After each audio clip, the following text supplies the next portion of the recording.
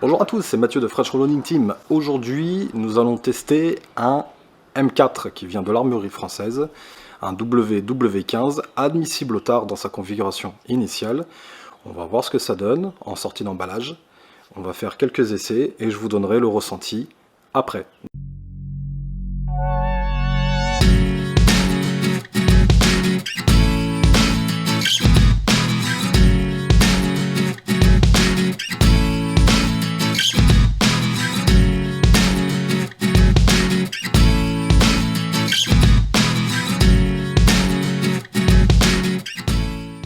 Allons-y.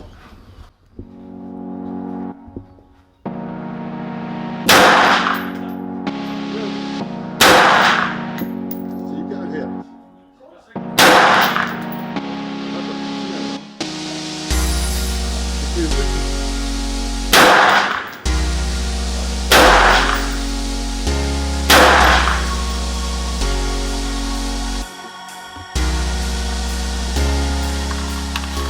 Très bien.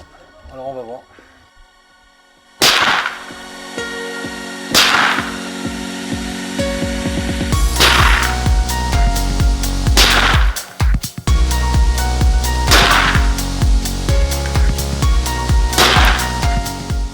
Alors je suis très étonné de ce M4. Je m'attendais à quelque chose de plus rude, de plus compliqué à tirer. Eh bien il s'avère que c'est très doux, c'est très doux. J'avais déjà eu ce ressenti là avec le SKS qui était une munition qui était assez souple. Je suis très étonné de la souplesse de ce M4. La détente sur les forums, certains la trouvent un petit peu rude, Là il est neuf, il vient de l'armurerie française il y a ces derniers jours. Je trouve que la détente est très douce et permet d'y aller vraiment avec un bon feeling. Pas une session entraînement tard, voir ce que ça donne en condition, puisque une fois encore ce M4 est compatible tard. La marque Windham est fabriquée sur les anciennes chaînes de Bushmaster. Le canon est chromé pour ceux qui se posent la question sur internet. Le canon est bien chromé, pas de doute là-dessus. C'est un bon achat, je regrette absolument pas. J'ai serré une petite red dot quand même.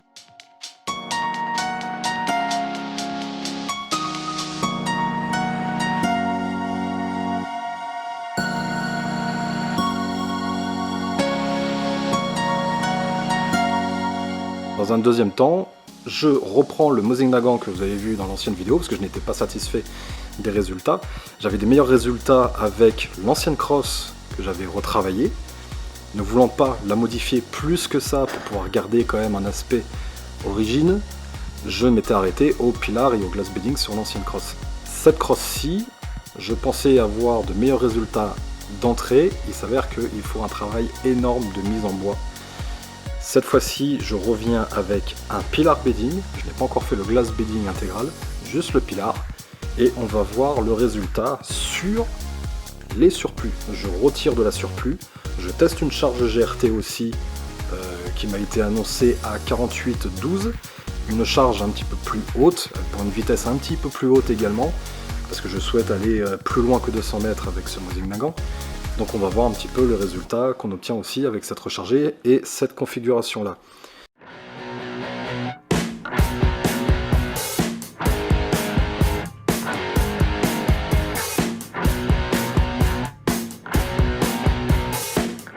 Donc ce Mosin Nagant est un 9130 de 1942, c'est pas les mieux finis, c'est un height wall. Le montage est un montage type origine, tout chinois, hein, c'est de l'acier brut, c'est du chinois. Les colliers sont en 25/4 compatible lunettes standard. La lunette est une Diana 4x16x44. Elle fait le job. C'est la troisième que j'achète pour mes différents calibres. Sur les trois, elle tient bien, elle est lumineuse, elle me donne de bons résultats. Pour la recharger, je suis parti sur les étuis PPU qui ont été rechargés déjà 5 fois, recoupés. Je ne refais que le calibrage collé. Les amorces sont des MacTech standard. La balle est une 174 grains Sierra Match King.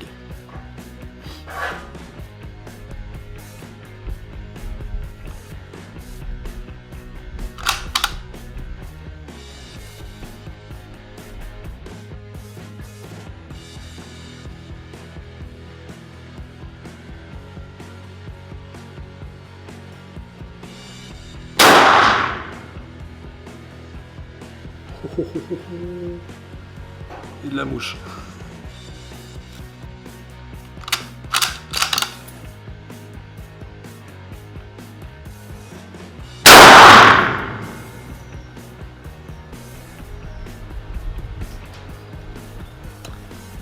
C'est plutôt pas mal. C'est plutôt pas mal, vraiment.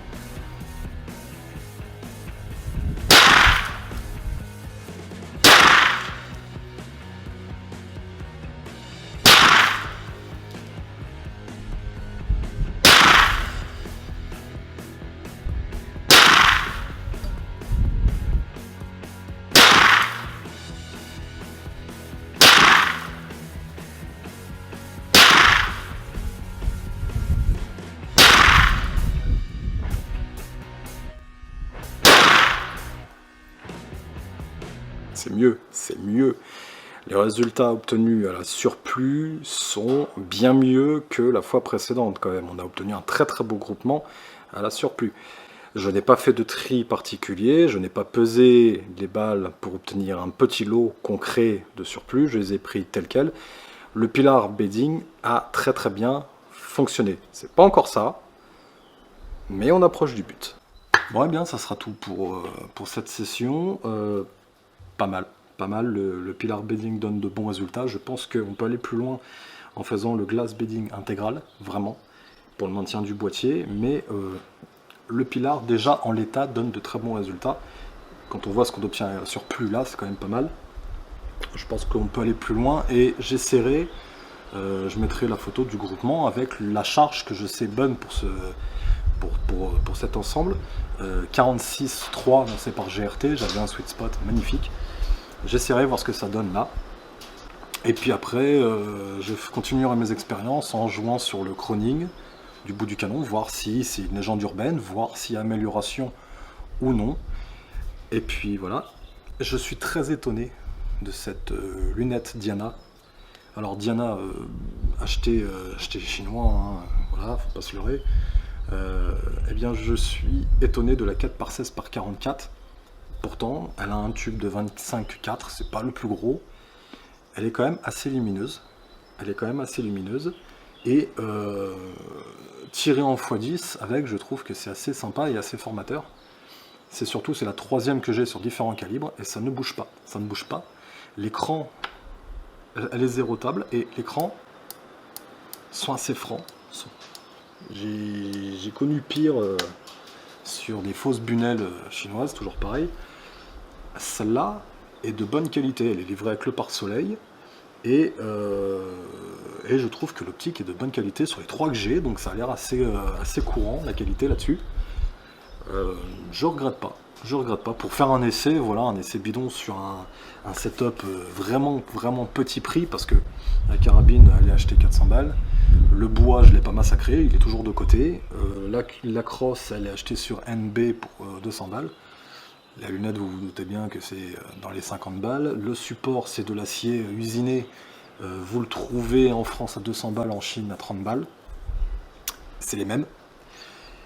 Et donc je trouve que pour un petit setup vraiment low cost, eh bien une fois que la munition rechargée est au top, on peut commencer à s'amuser un petit peu plus loin. On essaiera le 200 mètres la prochaine fois. Et je pense que j'irai en Lozère voir ce que ça donne à différents stades, voir un petit peu jusqu'où on peut aller sans prétention. Voilà. Je vous remercie de m'avoir suivi encore une fois.